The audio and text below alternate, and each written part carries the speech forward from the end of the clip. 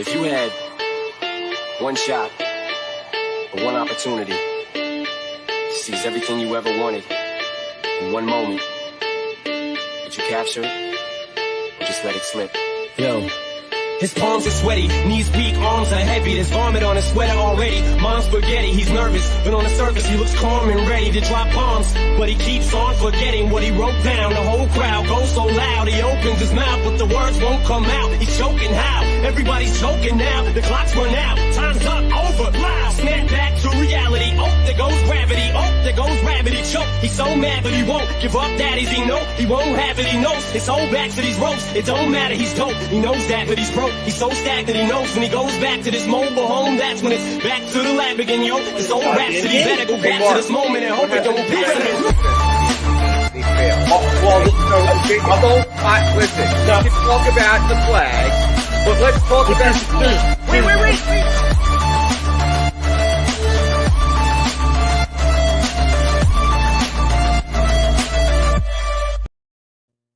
And very good morning to everybody, and welcome to Trending in the AM right here, DSM Media. We're live, Facebook, Twitch, Twitter, YouTube. You know the drill. Smash that like button on Facebook and share button if you're on Twitter.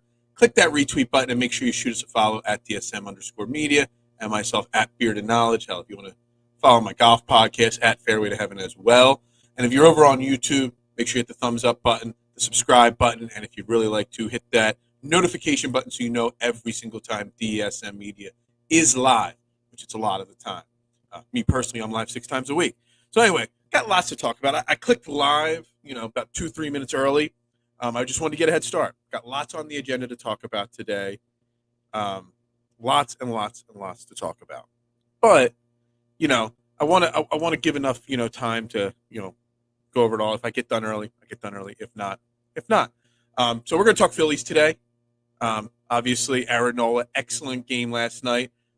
This week I haven't had enough time to really dive into the Phillies, so we're going to talk a little bit of Phillies to get started. Something that the Yankees and the Tampa Bay Rays did yesterday. I want to touch on that for a little bit. I know. I don't know why we fall for the clickbait, but we do. So I'm going to indulge the Chris Sims comments for a little bit.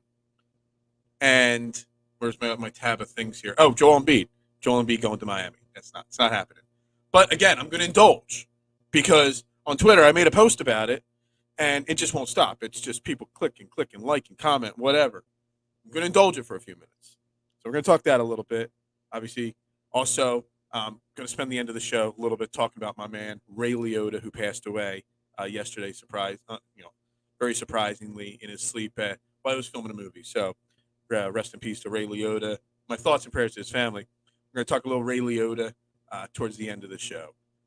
So yeah, a lot to talk about, a lot to digest, a lot to get into. Again, make sure you share this out. Make sure you're following along on all platforms there are. The Phillies last night beat the Braves 4-1. It's game 4 of a 4-game set. Kind of important not to lose that series against the Braves. You're fighting for second place against the Braves. And I don't care what everybody says. It is early in the season. It is. But this point of the season is when you start to separate yourself from everybody else. So losing 3 out of 4 to the Braves was going to be really, really hard pill to swallow. We really haven't talked a lot of Phillies this week because of all the stuff going on in Uvalde, Texas, and my thoughts and prayers are still with them. I'm just going to try to get back to sports as much as I can today. You couldn't lose. You couldn't lose 3 out of 4 to the Braves. So getting 2 out of 2, I mean, it was a step in the right direction to an extent.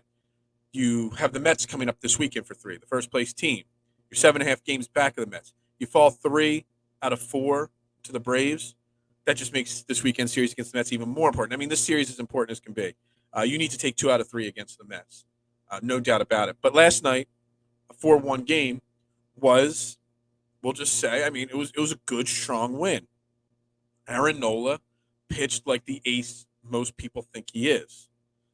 And I'll be honest, so far this year, I mean, he's had a couple clunkers, but he's pitched better than I predicted or thought he would. He's 2-4 only. His record doesn't really show what he's done. He's got a 3.56 ERA, better than I thought. I mean, I just figure he's a 4.42 ERA guy, but no, he's pitched pretty darn well. I mean, he still gives up some of those 4-run games, but he's got just as many really good outings mixed in there this year. I'm bringing up his all his starts from this year. You look at it, obviously last night, 1 run in 8 1/3 innings, gave up 4 against the Dodgers in 5 1/3. Then he gave up only 2 against the Dodgers, 4 against Seattle, 1 against the Mets, 3, 0, 2, 3, 4. So he's not giving up more than 4 runs yet this year, which that's actually a big positive for him, because normally he's got those 1 and 0 run games, but then he's also got a bunch of 9-run games mixed in there. So he hasn't gotten destroyed, so to say, in any game. And he's 2 and 4. You look at it, I mean, he pitched 7 innings, 2-run ball against the Dodgers a couple weeks ago. They lost. You know, he pitched 7 innings, a 1-run ball against the Mets. That was that big 7-1 blow. Got the loss there. Another game, lost 1-0 to the Brewers. He pitched 7 one-hit innings against the Brewers. So it's really, you know, on the offense when Aaron Nola is out there. That's really the issue, because Aaron Nola is pitching pretty damn well. Better than my expectations at this point of the season. Will it continue? Who knows? Will he get frustrated with the lack of run support? Who knows? I mean, you look at it last night. I mean, going into the 7th inning, we were only up 1-0. He had pitched six shutout innings, and we'd only given him 1 run of support, a JT Realmuto home run. So, I mean, it's not like he even got a lot of run support last night. But he pitched well, struck out 10 batters, gave him 5 hits, no walks. That's key. 109 pitches. Now, you know, I'm not trying to be negative. I really am not. I don't want to be negative. I want to be as positive as I can and try to come up with solutions for this Phillies team to turn a corner. But 8 1/3 innings, 109 pitches. You've given up no runs at this point. Got the first out of the 9th inning, gives up a hit to the next batter. So 8 1/3 innings in, he gives up one guy, and Joe Girardi yanks him. Now, I think Joe Girardi wanted to yank him after the 8th inning. And Aaron Nola went right up to him in the dugout, and the cameras caught it, and he said, no, I want one more inning. I want to go back out there. So that, coupled with the other night, Corey Knievel's comments about I wanted to be out there when he wasn't used in a save situation. The bullpen came in, blew the game, we lost the game. And you hear Corey Knievel say afterwards, I wanted that spot. I'm not sure why Joe Girardi's got this I don't use relief pitchers 3 days in a row rule that he's instituting right now to save them. What are you saving them for? You're 21 and 24. You're not set up to make a deep run to the World Series at this point. You should be coaching for your job by using your best players at all times. But you're going to roll out there with, the back end, the bottom end of your bullpen in a close game because you don't want to use your closer for the 3rd night in a row. First off, I've never heard that before, really. Most closers can go 3-4 nights in a row before they need a day off. So then Aaron Nola last night, they try to pull him with a shutout after 8 innings, under 100 pitches, and he says no to Joe Girardi. So, look, I was harsh before the season on the starting pitching. And we'll get into it in a second, but the starting pitching has, big picture-wise, done pretty damn well. I mean, they've pitched better than my expectations. How about we phrase it like that? Could we use another starting pitcher? Maybe, yeah. We got Bailey Falter starting night. The Phillies have decided to bump all the starters back one spot. They're in the middle of a 16 games and 16-day stretch. Get the starting pitching a little bit more rest. Falter has pitched well in the minor leagues. I think he's gone like 10 1/3 scoreless innings in a row. Struck out a boatload of batters down in AAA. He's like our 6th starter, so to say. He did pitch recently. I think it was like 4 2/3 in a spot start. Pitched pretty well. I think he only gave up 1 run in that. So the starting pitching has pitched better than my expectations, which I'm happy with. That's great. I'm fine with that. And I got in my mind what this team needs to do to maybe, because let's be thinking about it here. We're 21 and 24. That's 45 games into the season. Okay, out of 162 games, we're 7.5 out of first place. We got 3 games against the Mets here right now. We're 3-4 games out of the wild card spot at this point. I've got a blueprint in my mind forming on what this team needs, but it starts with Joe Girardi. And I said it right when it happened weeks and weeks ago. Actually, it feels like it's been just weeks. It's probably a month and a half ago. That game, that Angel Hernandez Sunday night baseball game against the Mets, when Joe Girardi did not stand up for his team with the awful balls and strikes being called. When Kyle Schwarber had to literally lose a gasket and start throwing things and literally just blow up on the umpire. And rightfully so. And that, again, for those that don't remember, mean, both sides of the team, both teams, the Mets and the Phillies, were just getting crushed by Angel Hernandez that night. It was one of the worst home plate umpiring games I've seen, and that's Angel Hernandez. He wants to be the star of the show. Sunday Night Baseball. If I was that crew chief, I would never have let him be the home plate guy on a Sunday Night Baseball game. You just know he's going to want to be the star. All those national eyes on him and whatever. Joe Girardi started to lose the team that night when he did not stand up for his team. And you've seen it slowly. His lackadaisical, his laziness, his just how bad he's doing this year coaching this team. And he's losing them. And you're starting to see the kinks in the armor here and there. You're starting to see players speak up and whatever. I almost think it's like it almost needs to be to borderline mutiny at this point where these players start to say, yo, this is not what we want. A couple weeks ago, I had Isaiah Hansen on from the Athletes Hub, and we were talking basketball, but he's a Yankees fan. You know, he's a New Yorker. And he said he doesn't remember Joe Girardi being this lackadaisical ever in his career when he was coaching the Yankees. You know, last night I was delivering some pizzas last night at my pizza shop, and one of my customers, he's a great guy, and Robert Welsh, and you know, big baseball guy. He's also a Yankees fan. So I delivered his pizza to him last night. I'm like, yo, I got to ask you a question. As a Yankees fan, a guy that's a diehard baseball fan, he's an older gentleman, you know, than like me. You know, so he's been around the block a few times. He's seen some baseball. And I asked him, I'm like, yo, Joe Girardi, I mean, he won a World Series with the Yankees, all these great teams. Is it that my exact question to him was, is he just tired and doesn't feel like doing it? Because I still believe that he never wanted to come out of retirement to coach, just got offered a bag of money and couldn't turn it down. I'm like, is it that? Or is he just not a good coach?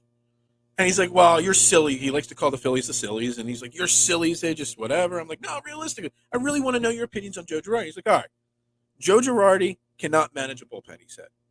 He was lucky to have Mariano Rivera. He's like, Joe Girardi wasn't even a good coach. I mean, he was lucky to have Derek Jeter. He had how many of the all-time great, not just Yankees, but players, period, playing for him in New York. And he still only won one World Series with those teams. And it got me thinking, that's absolutely accurate. And he's like, to an extent, what Isaiah said a few weeks ago, that Joe Girardi just doesn't have the same fire or passion anymore.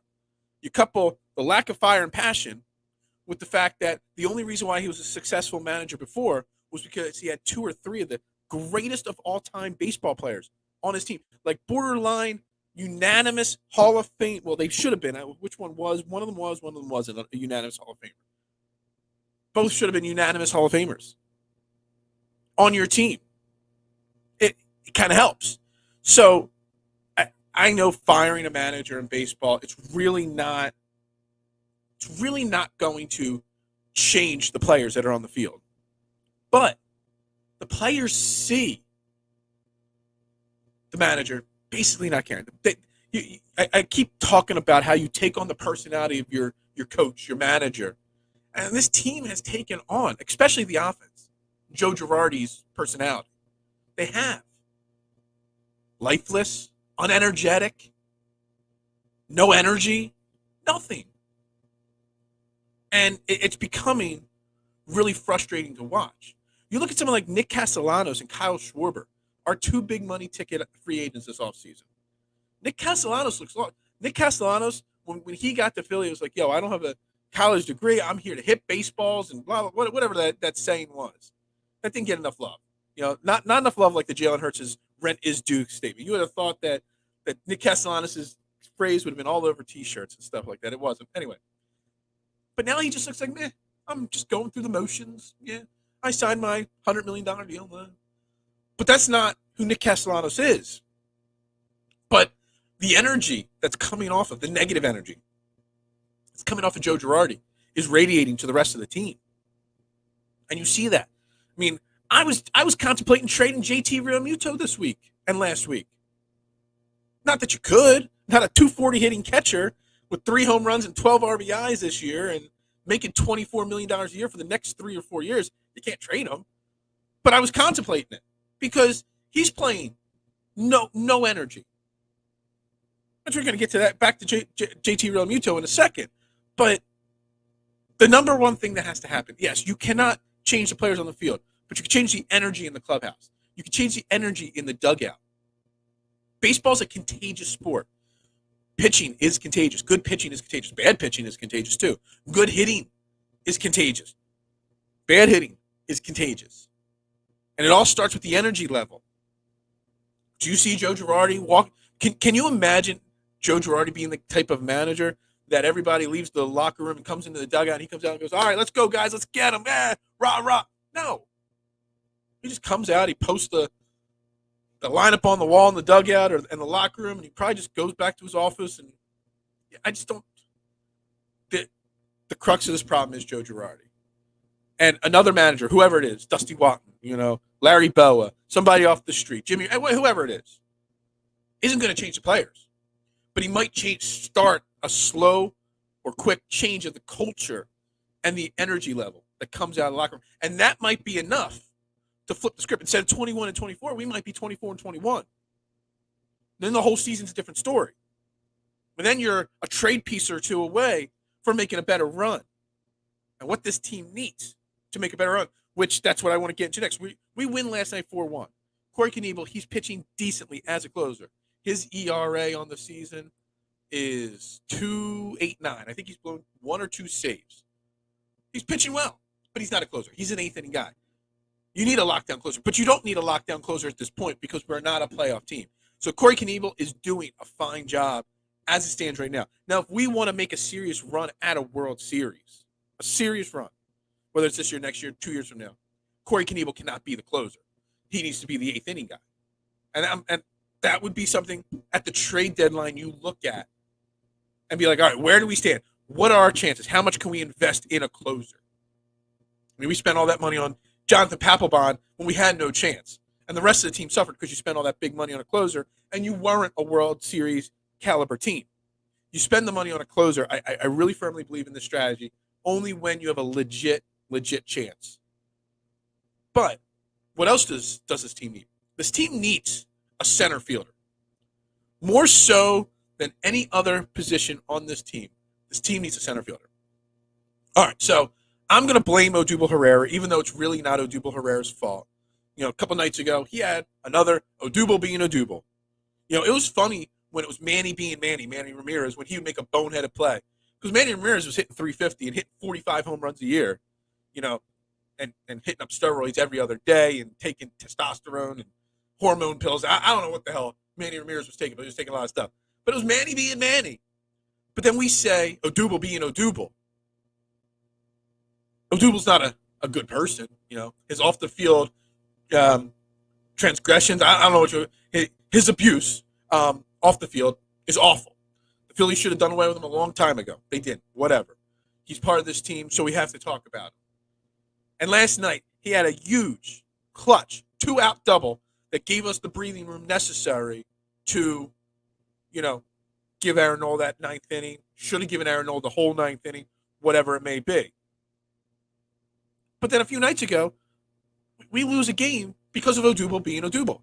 So Odubel Herrera, for every one clutch hit, which he does come up with some clutch hits from time to time, he does have a knack for the dramatic Odubel Herrera. But he also has for every one of those acts of dramatic, success, he's got 10 boneheaded plays. And a couple nights ago, that's what you have. JT Realmuto, I don't know if they gave him a wild pitch or a pass ball on it, play at the plate. So he goes to throw to second. Odubel Herrera and this Phillies team is the only team I can ever imagine that a guy on a wild pitch scores from first base. From first base. What? Are you kidding me? JT Realmuto overthrows second base. Bryson Stott tried to get over there to back it up. He wasn't there quick enough. And then it goes to Odubel Herrera, who's backing up. He's doing his job. He's running in to back up the play. He did part one of that play accurately. Job of center fielder is to back up a throw to second base from the catcher. He's going in. Doesn't put his glove down. The ball rolls between his legs all the way to the fence. Guy scores from first base on a wild pitch.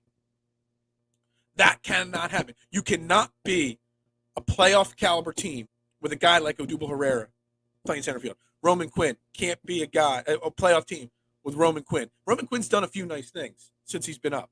He's been healthy. Steals, had a nice outfield assist, stuff like that. But that is what we need. Now, Mickey Moniak is in rehab right now. Rehabbing his injury. Let me rephrase it. He's not in rehab. He's in his rehabilitation process of coming back to the big club. And he's hitting the ball supposedly very well in the minors. I think he bumped up to AA. I think this weekend he's going to go play at AAA this weekend. And he's hitting the ball really well. Hopefully he hasn't lost a step from that broken hand. One of those broken hands can, when you get hit on the hand, when you're batting, the front hand, it can really mess some things up. And we've seen it before with athletes before, baseball players before. You break that hand and all of a sudden they're just not the same. Seems like he might be okay. But he's still not the answer. Like, maybe he'll be the answer, but it's a big question mark. If he comes up and hits 300, 280 even, and plays good defense, then maybe we don't need a center fielder. But I still say to this point, if Odubel Herrera is the best you could throw out there in center field every single day, that is the number one position in my mind that right now, not at the deadline, right now, if I'm Dave Dombrowski, I'm trying to find a center fielder.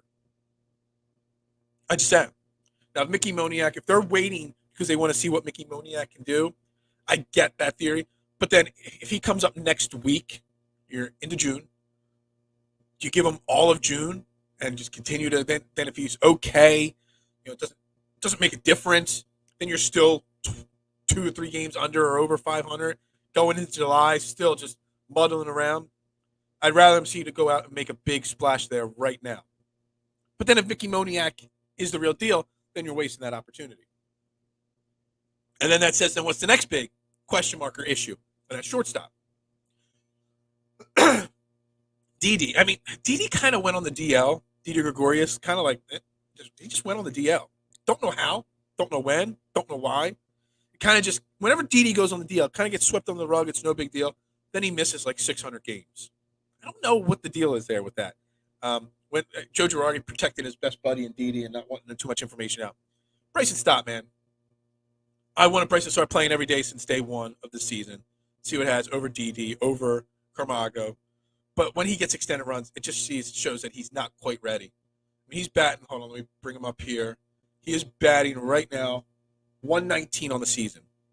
His combined, his OPS is 315. Not his on-base percentage or slugging percentage.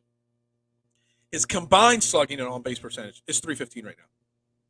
That's not good. Since the last time, they sent him down after a while there to minors.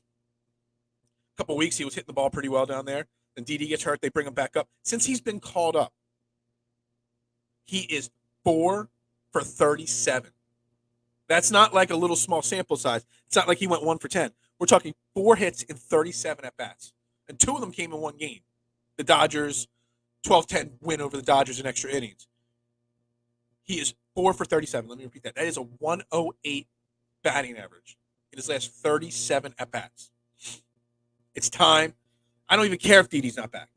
You send him down, you play Camargo there. If Didi's going to miss significant time, you make that your target right now. You need to make an influx now of a trade before you fall too far behind. You're going up against the good Mets team this weekend.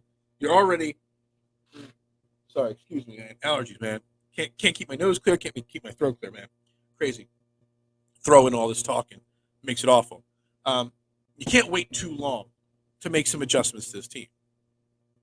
Because the further you go 3 games against the Mets right now, I can bring up the schedule. I know the schedule's not getting any easier. You got 3 games against the Mets. You need to win 2 out of 3. They'll probably win 1 out of 3, but they need to win 2 out of 3. It'd be great if they could win all 3. Who knows? Then you got San Francisco, great team. Then you got the Angels, first place team. Then you got Milwaukee, first place team. Then you got Arizona, second place team. You got Miami, mid-June. Miami always plays us tough. Then you got 5 against. We got 5 games in a row against Washington. Yeah, because we got a doubleheader there on the Friday the 17th. So 1, 2, 3, 4. Got 5 games against Washington. That's the next time. And 2 against the Rangers. So that's 7 games against bad teams there. But that's not till the end of June. Again, I've said it before. It's a real likelihood that we're 10, 12 games out before we know it. I mean, there's a serious chance that before this month's out, because the month's out in 5, 6 days, that we're 9 games out. We might not hit that 10-game out mark, like I said, but we're 9 games out. It's very realistic. So you got to make the moves now so that come, mid-June, early July, you have something to decide whether you want to make a move or not. It all starts, though, with Joe Girardi. I'm just going to bring it back full circle. It starts with that. You're losing this team. I'm surprised Aaron Nola didn't tell Joe Girardi to go back to the dugout in the ninth inning. You got a 4-0 lead. You're at 109 pitches, which, let's say, really, you've already announced before that point that Bailey Falter is going to start today, so you're bumping everybody back. You're giving everybody an extra day off pitching-wise, which the Phillies have had an awful schedule to start the season. Tough series after tough series. Very few days off early on in this season. Very tough schedule. And they're coming together, the pitching staff. And I'm fine with them bringing up a pitcher at this point of the season to kind of give everybody an extra day of rest. I'm fine with that. But Joe Girardi, you want to win over the team? Go out there to the mound in the ninth inning, talk to Aaron Nola, be like, you good? And Aaron Nola's going to say, yeah, because that's what it is. Let Aaron Nola live and die on his own. You know, he hasn't had a chance to pitch, you know, in a ninth inning since August of last year. Give him that chance. What's 120 pitches for a starting pitcher? I know you don't see that happen often anymore. But give him the chance. You know, Aaron Nola, you go out there and say that to Aaron Nola. Aaron says, I got it. Then you go back to the dugout and he finishes out that game. All right. You're starting to win back that locker room a little bit. Or you tell him, okay, you want it? All right. You give up 1 or 2 runs? All right, then we'll pull you. But you let him go out there and at least get to 120 pitches at that point. He earned that right. He's your ace of your staff. Well, 1A, 1B of your ace of your staff. A borderline Cy Young winner in the past. A veteran of this team. A leader of this team. You want to keep him happy. So you make him happy. You let him pitch it. You know, Joe Girardi really doesn't have the pulse of this team, of this locker room, of the clubhouse, of the city. I honestly feel, I almost want that. I know this sounds awful, and it's not true, really. It almost feel like I want them to lose 5 of their next 6 games. I want them to fall further back so that Dave Dombrowski and John Middleton make that move, even though they've said that they're not firing Joe Girardi. Make that move and just get rid of him. Because even if you're just promoting one of your bench guys, it's going to be a different culture, a different feel, a different energy instantly. And that's what this team needs. Is more energy, more everything. It really does. So, Joe Girardi, a center fielder, unless Mickey Moniak comes off the DL, IL, I still call it the DL. It's really hard for me. I've gotten over saying the Washington whatever and just call them the Commanders or the Commies really quickly. The Raiders, I still call them Oakland occasionally. The Chargers, I definitely still call them San Diego occasionally. But I can't get over them changing the DL to the IL. I still make that mistake all the time. I do. I'm sorry. If that offends anybody, I apologize. But yeah, that's what they need. Predictions for this weekend, unfortunately, it's the Mets. We think they're going to go 1-2 or 0-3 the Phillies. Maybe they go 3-0. I don't know. But I'm going to go positive. I'm going to end my Phillies conversation with some positivity. 2-1 weekend for the Phillies against the Mets. They win tonight and they win Sunday. That's what I got. Why not? Let's be positive. Let's be positive. All right. One other baseball topic that I wanted to cover for a few moments, and that's the I don't know if anybody saw it, but the New York Yankees and the Tampa Bay Rays played last night. Okay? And if you don't follow baseball or sports much, then I don't know what you're watching this for. But I don't know what you do when you're on social media.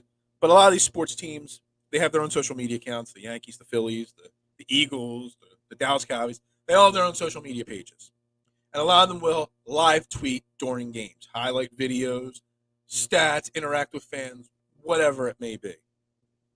And this week with the tragedy in Uvalde, Texas, I kept bringing up the topic, do our athletes, our celebrities, our movie stars, or singers, or the band, everybody in a public eye with a broad appeal, a broad following, need to do more.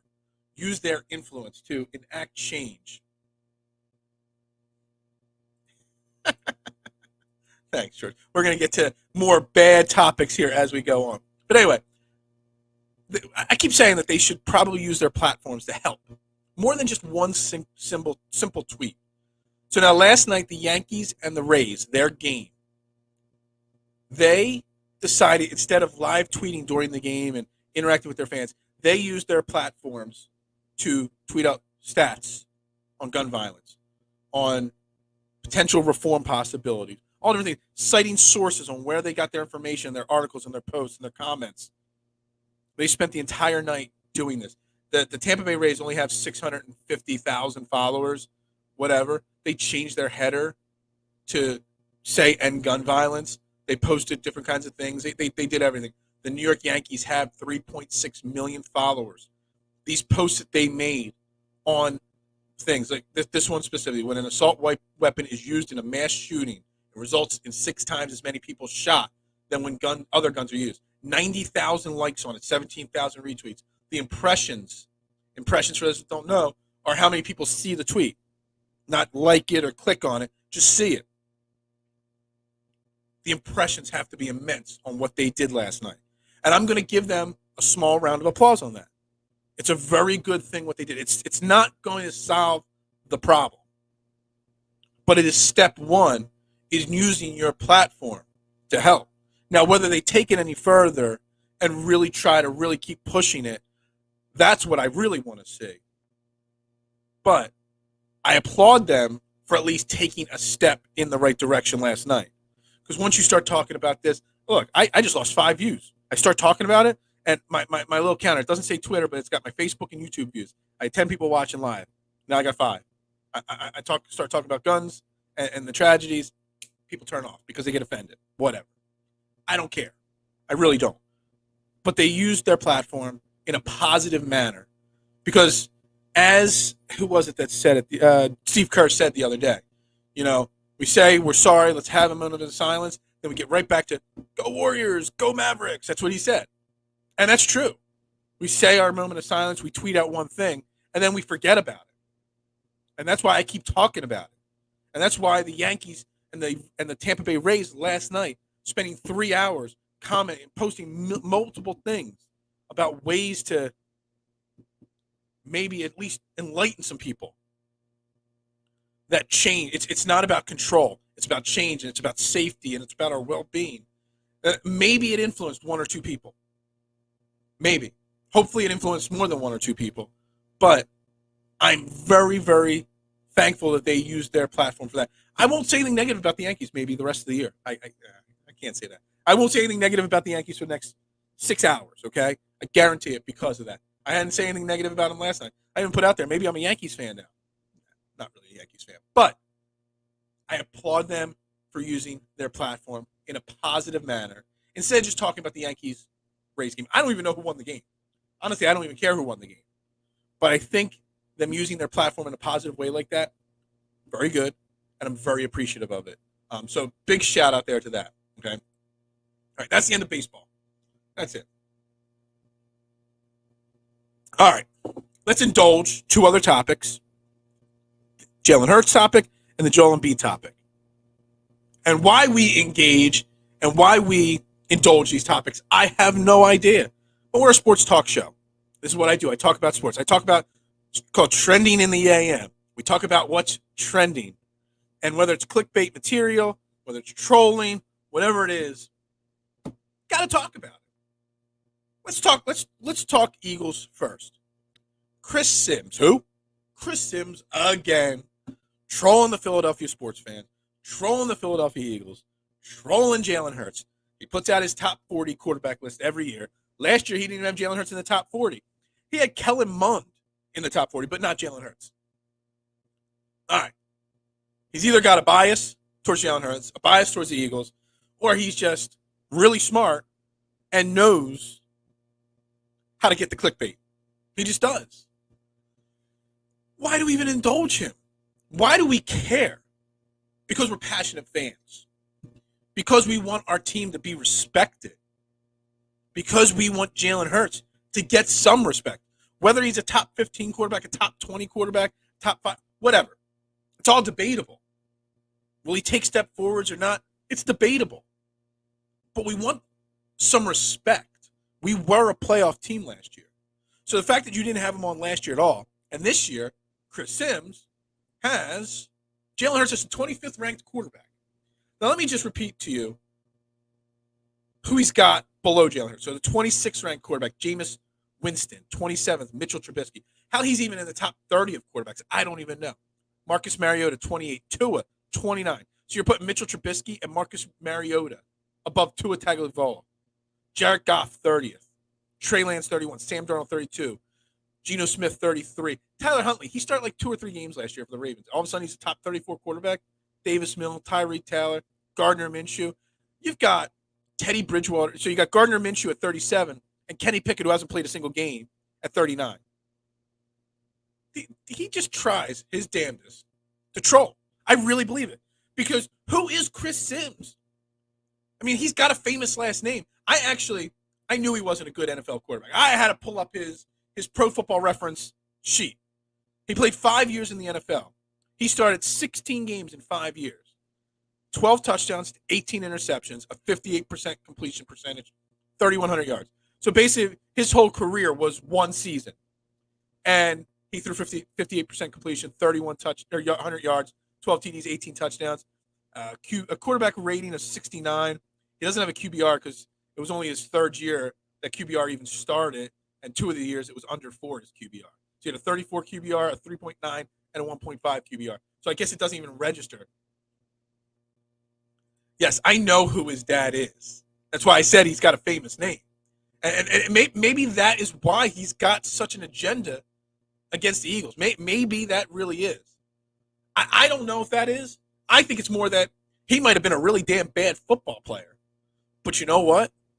He's really smart with clickbait and how to get the impressions. When you're in media, nowadays it's not how many newspapers are sold. It's not how many people do this or that. It's how many impressions you get on each social media platform: Facebook, Twitter, YouTube. I don't know if Twitch has impressions. I don't know. It's how many impressions. When I go to advertise, I say I got 1 million impressions a month on my account. That's what they're looking for. Chris Sims is smart. He knows how to boost it. And it's insane. But we indulge it. Because now I'm looking at Chris Sims has Jalen Hurts at 25 and the 4 quarterbacks he ranks above him. And obviously the part that George is saying about him being his dad being, obviously, if you don't know, Chris Sims' dad was Phil Sims. You know, Giants' great quarterback. Helped lead the Giants to a Super Bowl run. He was hurt, and Jeff Hostetler, I think, started that Super Bowl in his place. But he's got Jalen Hurts at 25. He's got Trevor Lawrence at 24, which Trevor Lawrence is not better than Jalen Hurts yet. He might be. He didn't have a great rookie year. Bad team. Bad everything. But you can't say you're for sure he's better. Justin Fields, dude, he couldn't beat out Andy Dalton or Nick Foles last year. He kept getting put in, put out. It was a bad situation. Also, you know, the whole Nagy situation as head coach, bad. Zach Wilson, come on now. Daniel Jones at 21. He's got Daniel Jones 4 spots ahead of Jalen Hurts. There is no way, shape, or form that Daniel Jones is the 21st best quarterback in the NFL. Hell, I'll go back to some of these other names that were below Hurts. I would take Jameis Winston over Daniel Jones. I would take Tua over Daniel Jones. I might take Jared Goff over Daniel Jones. Tyrod Taylor, about the same. Davis Mills. Daniel Jones at 21 is more insulting than Jalen Hurts at 25. You want to tell me Jalen Hurts is 25th best quarterback in the league? I'm not going to believe you. But, all right. But you're going to tell me Daniel Jones is 21? All right. The best part of winning the Super Bowl in 2017, and no one believed in us. If you guys are right about Hurts, the victory will feel. Absolutely. I can't wait. That's a great point. I can't wait. I mean, will it happen? I don't know. But I can't wait to prove people wrong. Although I said this about other people, and I was proven wrong plenty of times. I'm sorry, Jordan Mailata. I really am. But I take Tommy Chang over Daniel Jones. Daniel Jones is just now the one thing I will say about Daniel Jones, okay, and I'm not trying to be positive about Daniel Jones at all, because he shouldn't be ranked 21st on this list whatsoever. The Giants have made major strides as an organization this offseason, bringing in a new general manager, bringing in potentially a better head coach, Brian Dabble. I mean, there was a lot of Eagles fans that wanted him over Nick Sirianni 2 off seasons ago. We don't know if Brian Daboll's going to be a good head coach or not, but he's better than they had. He helped Buffalo develop Josh Allen. Buffalo's a perennial powerhouse now. So he's got a winning track record. He's learned how to help build a winning organization. So if anybody's going to get Daniel Jones to be a top 25 quarterback in this league, it is Brian Daboll. We'll see if it works out, if Daniel Jones has any talent or any guts to really take the next step. But let's be honest, he's not a good quarterback. Now, you could say if you're a Giants fan, that's part of the organization's fault, the bad team's fault. They drafted weapons. They bought weapons. They brought in Kenny Galladay and drafted Tony last year, and he still couldn't do it. They got back Saquon Barkley last year.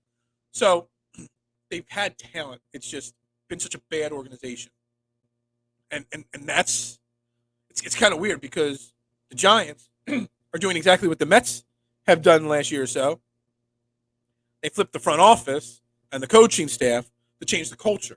The Mets all of a sudden are playing better baseball. I'm scared to a little bit that the flipping of the culture in the Giants locker room might make them a better team. Now, they still got a long way to go because I'm still not sold on Daniel Jones. But I will say, and when we get closer to the season, I'll start bringing on some Giants people and some Washington Commanders and Dallas Cowboy people to talk about our rivals and, what their off seasons were like. We'll get into all that. But I will say, the culture change in New York, whether it's the Mets or the Giants, is something that does impress me. Like we always keep saying, the Mets will do the Mets thing and fall apart. Well, it's a different clubhouse. It's a different locker room. It's a different culture. They might not. The Giants now have that same thing. If they have a 21-20 lead, we might not have to worry about them collapsing and blowing that lead. Not worry. I mean, we might not be able to hope for them blowing that lead because it's a different culture there. We'll see how it goes. But Daniel Jones, in no way, shape, or form, is the 21st ranked quarterback in the league. None. And like I said, we take the bait. Yeah, absolutely. I agree. I think so, too. I keep taking the bait, though, because that's what we do. If we don't take the bait, if we don't have it to talk about, well, what else are we going to talk about this morning? But also, it's fun to engage, people, because there's a lot of people out there that take this stuff really seriously. Me, I know. I know it's just disrespect. I know it's just clickbait. I know what the point of it is. I really think it's more, I would say it's 90% more likely clickbait and knowing how to work the system to get people talking than it is his distaste for the Eagles because his dad was the Giants quarterback. Because I remember going back to last year, it wasn't just the fact that he kept Jalen Hurts out of the top 40. There were insults all over the board, just like this one. He's only got up to top 21 release. But putting Mitchell Trubisky above Tua, I mean, Tua and the Miami Dolphins fans should be insulted with the guys that are ranked. I mean, hell, him at 29. I mean, it's not just, Marcus Mariota or Mitchell Trubisky ahead of him. You got Daniel Jones and Justin Fields ahead of him as well. So there's just as much insult to Miami. And when we see the rest of the list, there's going to be people that are insulted. And it's just him working the system really, really well. He knows how to create interaction, positive or negative. Like there's no such thing as negative publicity. Well, there is to an extent. People don't realize that, but there is. But that's what it is. I'm not falling for the bait. Well, I am falling for the bait. I'm just giving it the conversation point. I'm just giving the talk. Don't follow Chris Sims. He's just clickbait artist. And he was a bad quarterback. He only played in the NFL because his dad was a quarterback. He wasn't good. He was a bad quarterback. So why do we even care how? It's not even just the clickbait on why he put these people in awful positions to get us talking. Maybe he just doesn't know how to evaluate quarterbacks because he was a bad quarterback himself. Maybe we should just say it as that. It's not any bias against Eagles fans or clickbait. He just doesn't know how to evaluate quarterbacks because he sucked as a quarterback. Chris Sims, you sucked as a quarterback. All right, that's it on that. That clickbait topic number 1, over with. Sorry, man. I'm parched this morning. Parched. Coffee gone. Onto the glass of water now. Other clickbait topic of the day that we're going to spend a few minutes talking about. We hinted on it yesterday. And I put out a big tweet. Not a big tweet. Well, it turned into a big tweet. Put into a tweet. Joel Embiid put out a tweet. Miami needs more stars. All right. Before we even get into it, can we just realize that Joel Embiid was not even talking about basketball in his tweet? This is like the 100th time in the last 2 years that Joel Embiid has put something out that we all think is cryptic, when really he's talking soccer. Joel Embiid is a massive soccer fan. What we call soccer, they call football over across the world, everywhere else in the world. Massive soccer fan. I guess there was some soccer. I don't even know because I don't follow much soccer. There was something soccer-related going on in Miami, or maybe Miami has a soccer team. I don't know. There was something soccer-related in Miami going on. And that's what it really was about. I'm 99.9% positive about that. But let's just talk about if that's not what it was. The 0.1% chance that's not what it was. If he was really legitly talking about Miami and the Miami Heat, which he wasn't. But let's just say he was. All right. Let me say it loudly for the people in the back. Joel Embiid is not going to Miami. Joel Embiid is not asking for a trade to Miami. Joel Embiid is not leaving Philadelphia yet. Okay? And look, I put that tweet out there with cap locks. Let me speak to the people in the back, blah, blah, blah. I'm at like 150,000 impressions just on that tweet alone. I love it when a tweet blows up like that, but I also hate it because my notifications I can't keep up with them. And I try to interact with each and every one of you. You're in the show, if you put out, Freddie, I didn't even see you comment there, Freddie. Hey, thanks for checking in, buddy. I didn't even see your name pop up there, man. My apologies. You guys got to get pictures next to your thing. George and Freddie, when you guys comment, it looks the same because it's just a little red circle there. Got to separate your colors so I know who's who. He's not going anywhere. He's not. Joel Embiid will be a Sixer next year. No doubt about it. But my notifications keep going off, and I want to address some of the points. First off, the trolls out there. Dude, I don't even have time to engage you, okay? There was one troll that made a trolling comment and then blocked me so I couldn't respond to it. Come on, guys.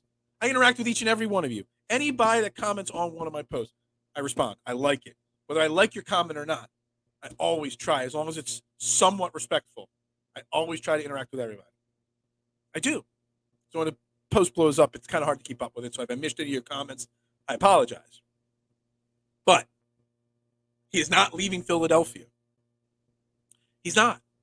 Now, maybe he thinks Miami is a good trade partner for the Philadelphia 76ers. Maybe he thinks that, sending James Harden down to Miami, where he originally wanted to go, is a possibility. Maybe that's a message towards James Harden. Go there. Maybe he knows it's time for Tobias Harris to go. Maybe wants him down there. Maybe there's someone on Miami that he wants part of the Sixers. Jimmy Butler specifically, which I doubt they do that. Huge game tonight. Game 6 of that series. Boston Celtics up 3-2. It's a chance for the Celtics to close it out and go up against the Golden State Warriors in the finals. Or can Jimmy Butler and these Miami Heat, force a game 7 in Miami, in 2 days? I don't know. We'll see how that goes. I haven't actually watched any of the conference finals really much, minute here, minute there. But maybe if the Miami Heat falter and lose tonight and don't get back to the finals, maybe he's talking about Jimmy Butler. Jimmy Butler and Joel Embiid are still best buddies. Is there a scenario where Jimmy Butler, where he pushes for Jimmy Butler to come back to Philly? Let's fix the mistakes of the past. Bring Jimmy Butler back. Send Harden down there. I know we mentioned it briefly yesterday. Sending James Harden to Miami and bringing back Kyle Lowry and Duncan Robinson. That's kind of a trade package that works financially speaking. Kyle Lowry stinks anymore. He's even worse shape than James Harden at this point in his career. But you got to make the money work. I don't know. Maybe he's talking about bringing Jimmy Butler back up here. Send James Harden down there. Possibility. Possibly. I don't know. I don't know what the solution is. But Joel Embiid is not going anywhere. And I keep saying that yet. Because let me preface this by saying I've said this exact same topic about Bryce Harper multiple times. These guys don't come to Philadelphia for the cheesesteaks. They come here for the passionate fans, the money, and for a chance to win a title. Bryce Harper's promised stupid money being spent, us making a run in the World Series. Joel Embiid is as Philadelphia as an athlete can be. But he wants to win a title. He has said that multiple times. He doesn't care about the MVP trophy. He probably cares a little bit deep down inside when he's hanging out with his woman and his baby. He's like, yeah, I really wanted that. But he cares about that trophy, that NBA title. That's what he wants. Now, if the Sixers and Daryl Morey don't listen to him and they just run it back, bring Doc Rivers back, bring James Harden back, give James Harden a max contract, Now, is there a scenario where Joel Embiid next year is like, yo, I want out of here. And this is not working. My career is almost over. I want a chance at a title. You guys aren't doing what's necessary. Get me out of here. That's a possibility. And some people are like, oh, you'll eventually. My tweet is specifically saying he is not going anywhere this upcoming season. Thanks, George. I appreciate that. You're not yellow though. You're as green as can be. He's not going anywhere till he is. And Bryce Harper, I said it. If things go bad, he's not going to play here 13 years with no chances at a playoffs or a World Series or anything like that. Joel Embiid's going to want a chance.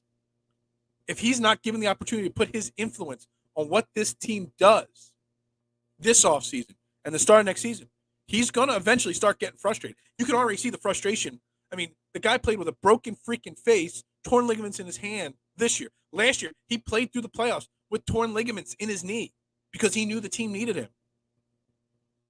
This guy is always injured, blah, blah, blah. Dude, he played 5 less games than Nikolai Jokic this year, approximately. 5. Okay? I don't want to hear any of that. The injury thing, I don't want to hear that conversation anymore. This guy wants to win. He better be given the opportunity to have influence on this team. Or the Joel Embiid is not going anywhere conversation will turn into next year. Joel Embiid might want out of here. And that's a problem. And that is the point of that tweet, is that Joel Embiid is trolling us. And on a side note, do we get tired of Joel Embiid trolling? He knows that Philadelphia fans are going to read that wrong. It might have been about soccer. It probably was about soccer. Most likely it was about soccer. But are we tired of our athletes in general trolling us? He knows it's going to be taken wrong, but he puts it out there that way purposely. So he's talking about one thing, but knows people are going to take it the other way. Are we tired of it? Can we be tired of it? I'm not. I understand it. I get it. I get what he does. It's just his personality. But do we want him to stop maybe? Maybe put in there that this is specifically not whatever, and then not come out later and say you guys are stupid, this is not, you guys misunderstand, whatever. No. Maybe he should just think before he tweets, and maybe that perception he does have around the league, that reputation of being a little immature with those kind of things.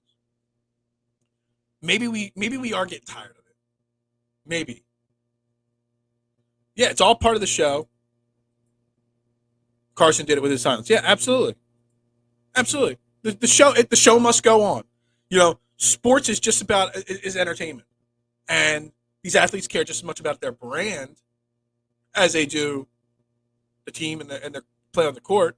A lot of these players a lot of the star players can make more money in their career off their brand than they can playing and putting their bodies through the rigors of a season and a career. So I get all that. But I do get a little tired of it, but at least I'm smart enough to read past it. I fall for it to an extent, but not completely. But Joel Embiid is not going anywhere, guys. He's not. Let's breathe. Let's breathe. All right. Final topic of the day. Let's wrap it up with, I guess to an extent, some somber news. The great Ray Liotta passed away. It was announced yesterday morning, so the night before, in his sleep. He was in the Dominican Republic filming a movie, and he passed away in his sleep. 66 years old, going to be 67 later this year. Ray Liotta, just a gem of an actor. Obviously starred in one of the greatest movies of all time, in my opinion. One of the greatest gangster movies ever. I don't even think that's debatable. He starred as Henry Hill in Goodfellas. Here, look at me. Let me confusing Goodfellas and Godfather right there. Starting Goodfellas. Greatest gangster movies of all time. He played Henry Hill better than Henry Hill played himself. If anybody's ever seen interviews with Henry Hill, the real Henry Hill, or when he did on AMC years and years ago, they did a Sunday series for a while on Mob, and they had him, the real Henry Hill, doing commentary on the stories and stuff like that. Henry Hill, the real Henry Hill was boring. He looked like I don't want to say, Ray Liotta played him with class and sophistication and good-looking, strong man. Henry Hill was a dope, basically. So he played the Henry Hill better than Henry Hill himself. Movie was based off of Henry Hill's life, Goodfellas. It wasn't to a T. A lot of people don't realize it. Well, a lot of sports fans realize it. A lot of casual moviegoers that like Goodfellas don't realize that in the movie they get arrested for the drug dealing and the drug trade that they were involved in.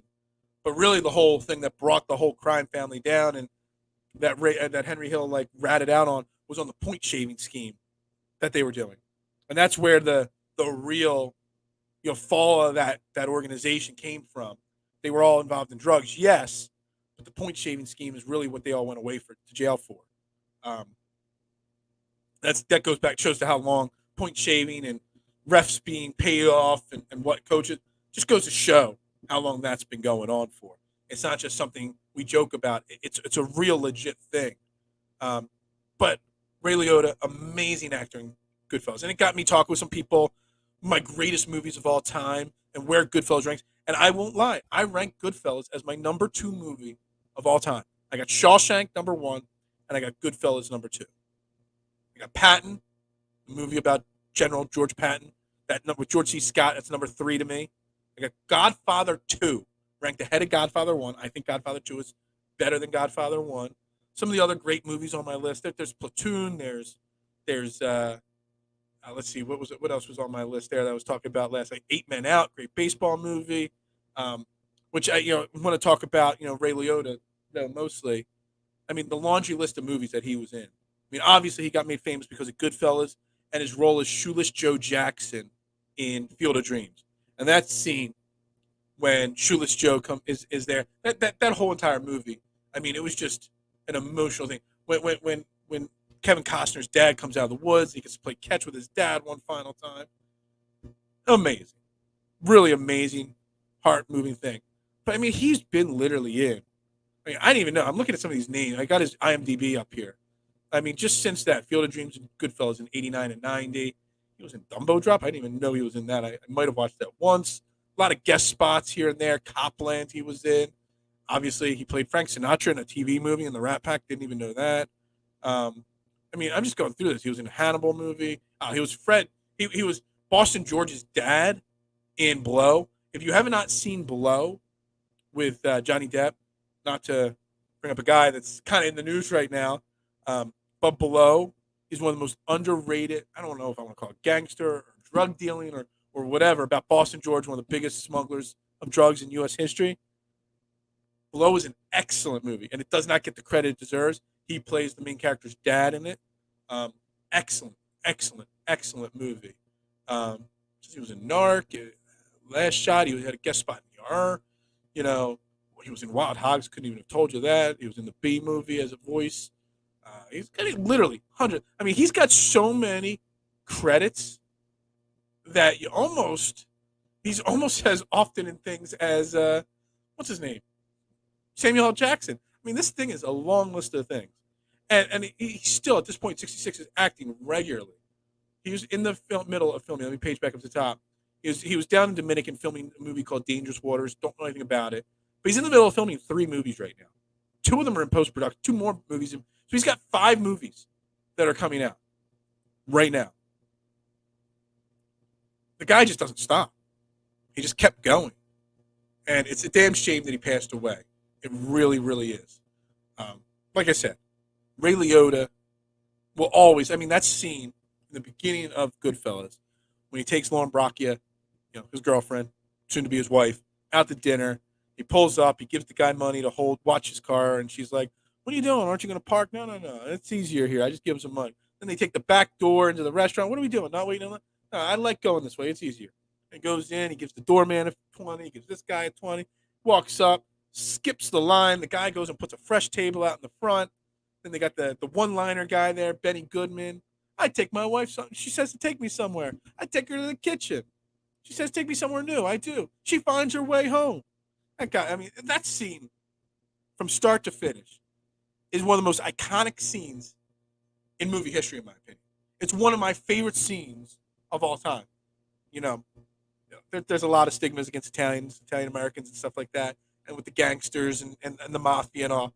But I mean, that's kind of like my childhood right there. I mean, I never got to live that kind of a childhood, but that's what Italians did things big. We did things big, and I love that scene, and it will forever go down as one of my favorite scenes in movies. And that scene alone made me a big Ray Liotta fan. Obviously, he had a role in the most recent Sopranos prequel movie, many scenes in Newark. The movie itself wasn't good, but he played his role great. He's just a fantastic actor. He really was. And the acting world and the movie world and the TV world lost a gem this week in losing Ray Liotta. So, on that note, we're going to wrap it up for the day. It's been a fantastic week on Trending in the AM. Thank you to everybody tuning in, everybody liking and watching the show, everybody commenting on the shows, sharing the shows out for me. Appreciate some really quality viewership this week, quality interaction, quality topics. Monday we'll be back on Memorial Day. Yes, it's Memorial Day on Monday. It's Memorial Day weekend. Everybody be safe and careful. No drinking and driving. Don't do anything stupid that I wouldn't do. I'll just be working all weekend. But we will be. Jason and Mark were asking, will we be doing a show on Memorial Day? Yes, we will be doing a show on Memorial Day. Maybe we'll bring some barbecue topics and Memorial Day topics into the equation for the show to kind of have a little bit more fun with it. But we'll be back. Trying to get some guests lined up for next week as well. So we have lots planned, lots going on. And honestly, I had so many Eagles topics to talk about this week. But unfortunately, we're going to close the show again, talking and thinking about Uvalde, Texas, and the tragedy that happened there. And a lot of topics sports-wise to cover this week. Didn't get to them. I tried to use my platform to talk a little bit. Tough topics for me to handle. But talk about what happened there. So let's be safe. Let's keep our eyes out. Let's be vigilant. Let's try to enact change and try to make this world a better place. Because, damn, I'd rather talk a 1-16 Eagles team than talk about that stuff. I'd rather talk to him blue in the face about firing Howie Roseman. Not that I am, but I'd rather talk that stuff. I'd rather debate you on whether Jalen Hurts is a top 10 or 20 quarterback. I'd rather that than this. But we gotta bring attention to the situation that's happening. So I hope you guys understand the time spent this week talking about those topics, and hopefully again as we get into the weekend, a few days after it happened, some peace for these families. That just the tragedy is unspeakable that happened down there. That happened up in Buffalo the week before, and everywhere else across the country. It just doesn't stop. So hopefully everybody takes a moment this weekend while you're barbecuing, while you're having fun, while you're diving in the pool, while you're at the beach. Just think about the families that have lost everything, and just think of what you could do to try to make the world a better place. So on that note, again, I'm going to take myself off the screen. No music. We'll see you back here on Monday, 8:30 a.m. As always, everybody have a great weekend. I'm Phil Stifel, DSM Media, Trending in the AM. Have a great weekend.